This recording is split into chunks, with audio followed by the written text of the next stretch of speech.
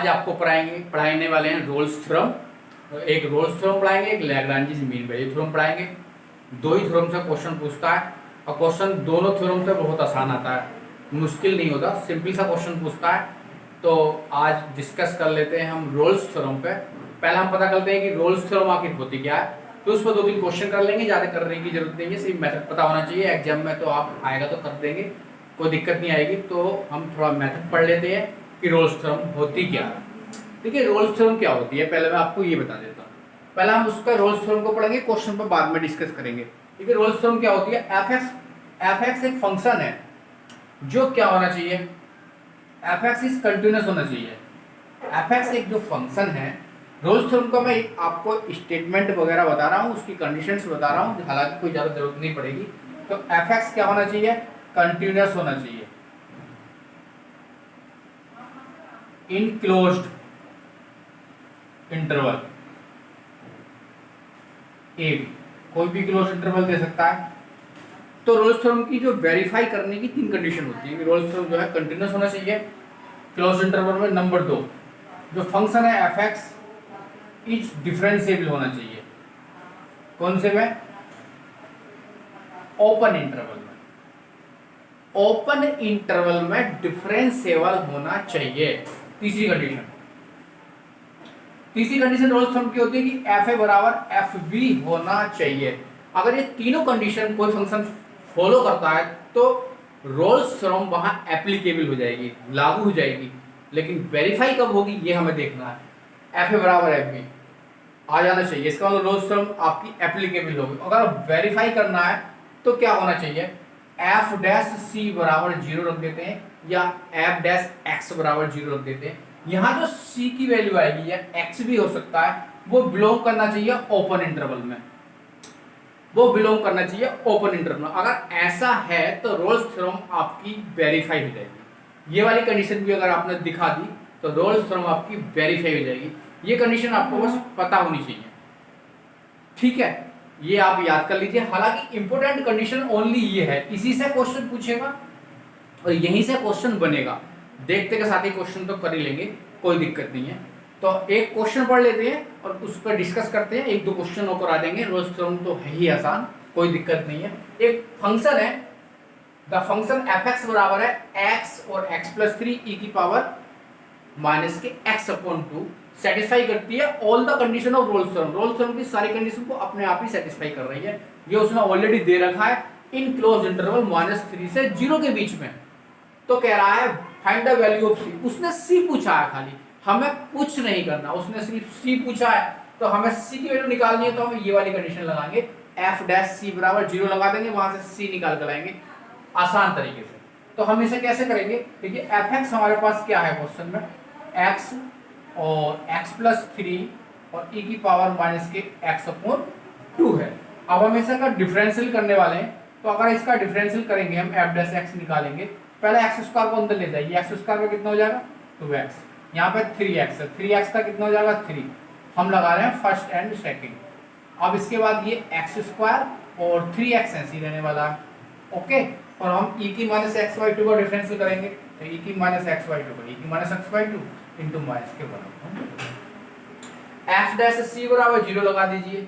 F dash C आप 0 लगाएंगे तो आपके पास कितना बन जाएगा, ये बन जाएगा आपका 2c प्लस 3 और e की पावर माइनस का x अपॉन c अपॉन 2 और प्लस के c स्क्वायर प्लस के 3c और माइनस का 1 अपॉन 2 और e की पावर माइनस के c बाई 2 बराबर 0।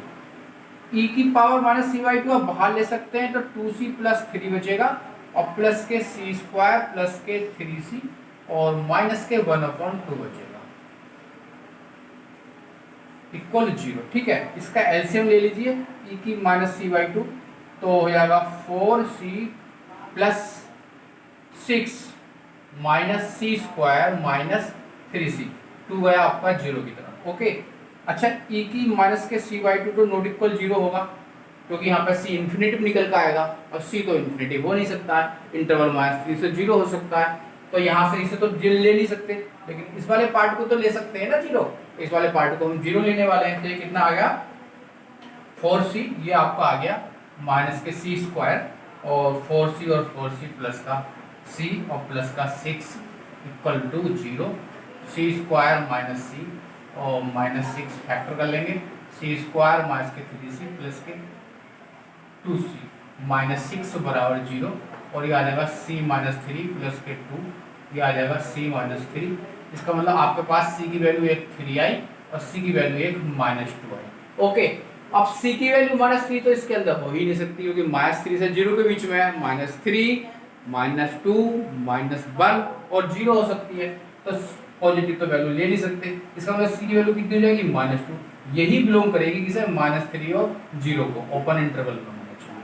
कौन से में होना चाहिए, ओपन इंटरवल में। ये वाली कंडीशन सेटिस्फाई करनी चाहिए ओपन इंटरवल में। तो माइनस 3 से 0 में माइनस 2 इसके अंदर आ जाएगा। ओके, अब c की वैल्यू आई कितनी है आपके पास, माइनस 2 आई है। ऑप्शन में आंसर कौन सा होने वाला, उसने पूछा था c की वैल्यू आखिर क्या है, तो c की वैल्यू तो माइनस 2 है। ऑप्शन कौन सा ठीक हो गया, माइनस 2 हो गया। समझ में भी आ गया होगा। इस तरीके के एक दो क्वेश्चन और कर लेते हैं। सिंपल से क्वेश्चन है और यहीं से क्वेश्चन पूछता है, इस वाली कंडीशन से ही क्वेश्चन पूछेगा। आपको जो मैंने बता दिया यहीं से आपका f डैश c 0 लगा दीजिए, c पूछेगा और कुछ भी मुश्किल नहीं है। चलिए दो क्वेश्चन हो रहे हैं, इन्हें और कर लेते हैं। और दोनों क्वेश्चन बहुत आसान है। पहला क्वेश्चन क्या है हमारे पास, पढ़ लेते हैं।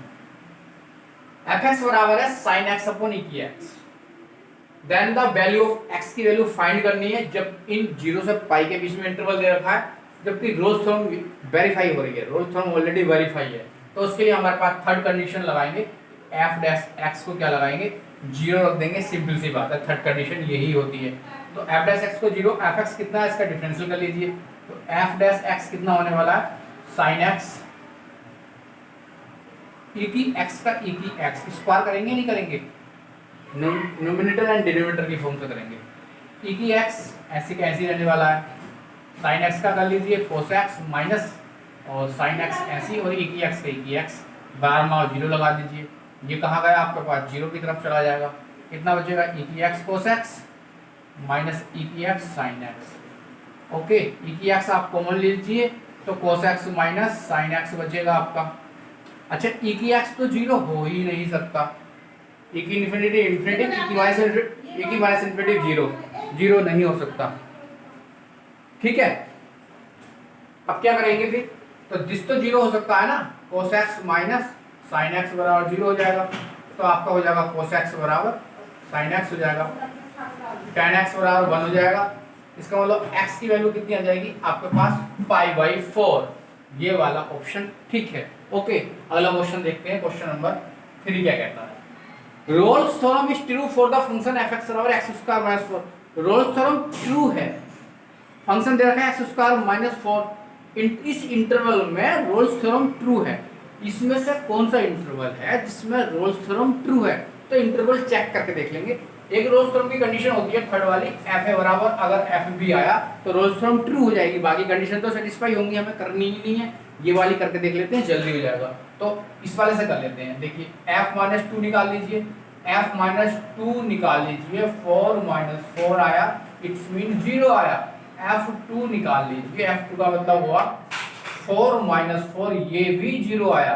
इसका मतलब रोल्स थ्योरम जो ट्रू है हमारे पास वो है -2 से 2 के बीच में, क्योंकि ये वाली कंडीशन थर्ड सेटिस्फाई हो रही है। और ये वाली तो ऑलरेडी शायद सब में सेटिस्फाई हो जाए, ये नहीं भी हो सकती है, लेकिन हमने डायरेक्टली हमें करना है, इसमें ट्रू है, -2 से 2 के बीच में ट्रू है। बस यही आंसर है, यही रोल्स थ्योरम है, और ज़्यादा कुछ नहीं करना है। इसी कंडीशन पे ज़्यादातर क्वेश्चन देता है। इसके बाद लैग्रांज मीन वैल्यू थ्योरम के 2-3 क्वेश्चन लेके आते हैं अगले वीडियो में, और ज़्यादा इसमें कुछ नहीं करना है। अगर आपको वीडियो अच्छी लगी है तो मेरे चैनल को पक्का सब्सक्राइब जरूर कर लेंगे, और अपने फ्रेंड के साथ एक बार शेयर भी जरूर कर देंगे, और लाइक तो एक बनता ही है अगर आपको अच्छी लगी है तो। दोस्तों इतनी रन देते हैं आज के लिए, नमस्कार।